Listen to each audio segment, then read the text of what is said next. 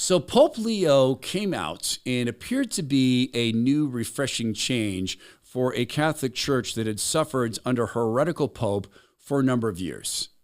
He did some things that made a lot of sense. He made some statements that made a lot of sense, particularly on the topic of biblical marriage and the lies of transgenderism.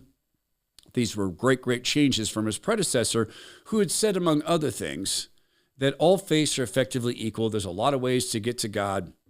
We should stop pretending that Christianity is a special faith. All the faiths matter in equal ways. He was a heretic. So imagine my surprise and not really shock, but concern to see that Pope Leo has decided to embrace obscenities in the person of an artist who created obscenities. We'll talk about that, as well as Jesuit universities who are training people in affirmation-only so-called treatment for kids who are denying God's divinity and making them in his image. God made us in his image. He loves us. He made our bodies in his image, and he also allowed us to have bodies that smart people, gifted by God to be medical people, can use miraculously. Stem cells from umbilical cords are this amazing property. They have no building code assigned to them, but they're building cells. They build babies. They build bone. They build tendon. They build muscle.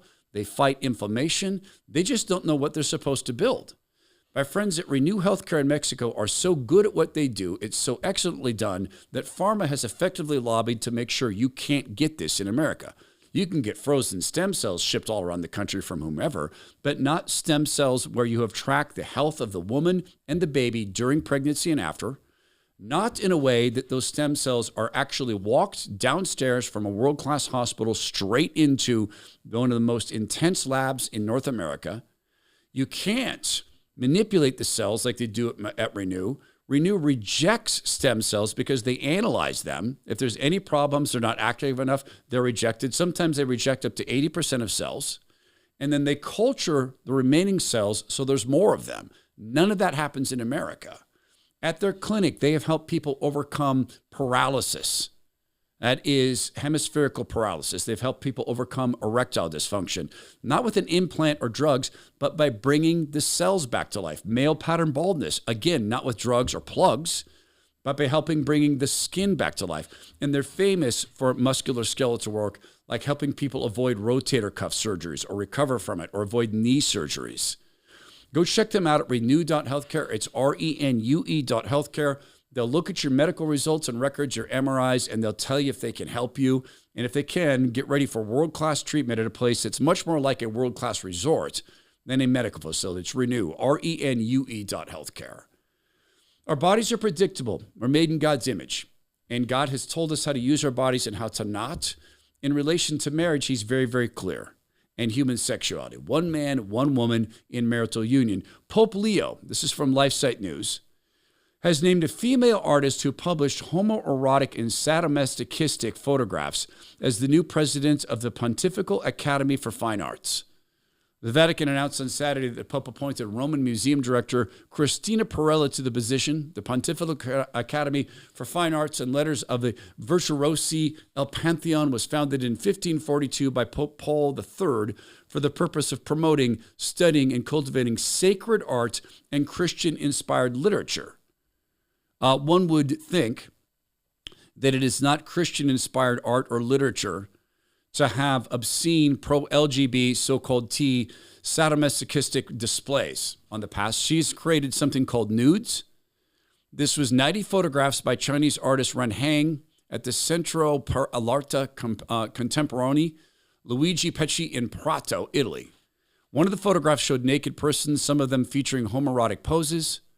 And the official exhibition description stated that some of the photos at times refer to sadomasochism and fetishism. In 2019, the Italian artist directed the exhibition Night Fever, designing club culture 1960 through today. It promoted nightclub culture featuring sexualized pro-LGBT, so-called T exposés. There was an interview in Sleek magazine. The artist lamented that nightclubs are increasingly under threat, and the exhibition highlighted queer club culture. This is being brought into the Vatican to promote art. The Catholic Church continues to struggle with fallen people leading it.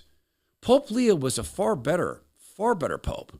I'm going to guess that this was presented to him as a list of people, and I'm going to guess that the Pope does not know the background here. I'm going to hope and pray that the Pope, upon learning the background, decides to cancel this appointment, but I am not going to hold out hope for that. What I do hope in is Jesus Christ. That is my defense. That's the defense for my optimism. I don't need to follow a pope. A pope to me, because I'm an evangelical Christian, is a super priest. I don't see him as an infallible person. And in certain cases in Catholicism, popes are seen as infallible. This is a very flawed decision. I hope he wasn't acting in a way that he's supposedly infallible when he made it. The Jesuits are not far behind on this, or maybe they're even ahead on this. This, again, is from LifeSite News. There's a woman who has been speaking of her experience as a former therapy student at Santa Clara University, Jesuit. Her name is Naomi Epps Best. I think we played an interview with her earlier.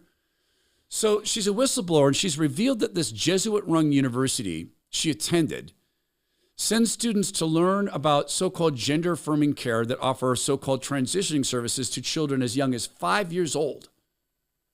And by the way, transitioning can't happen. Surgery can. Wrong sex hormones can. So she's a former marriage and family therapy graduate at Santa Clara University, and she's been talking about this for the past few months. Quote, I saw this belief system firsthand at Santa Clara in a lecture on so-called transgender care. The speaker began by warning us we were about to be, as he put it, indoctrinated into gender ideology, recounted Best. The psychoeducation we received presented gender as a universe of endlessly multiplying identities, with male and female reduced to just 2 points among countless others. We were shown models where gender included not only a man and a woman, but pangender, gender fluid, gender butch, even cyborg, she continued. The message was clear. Gender could encompass endless identities, and the therapist's role was to affirm whatever identity a child claimed. Santa Clara County and Santa Clara University are running a training ground for a new model of therapy. Clinicians trained within activist framework that require affirmation, orienting a child's distress towards physical intervention. This is not simply about one clinic. It signals a shift that the profession at large is embracing. Best also recently reported her exchange with GACC, where SCU counseling students and interns.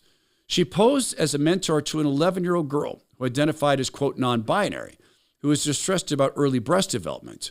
When Best told workers over there by phone that the mother was hesitant about binders, aware of risks like restricted breathing, chronic pain, and altered spinal development, she was told she could bring the child in for a free binder and fitting, and no parental consent was required. God invented the family unit.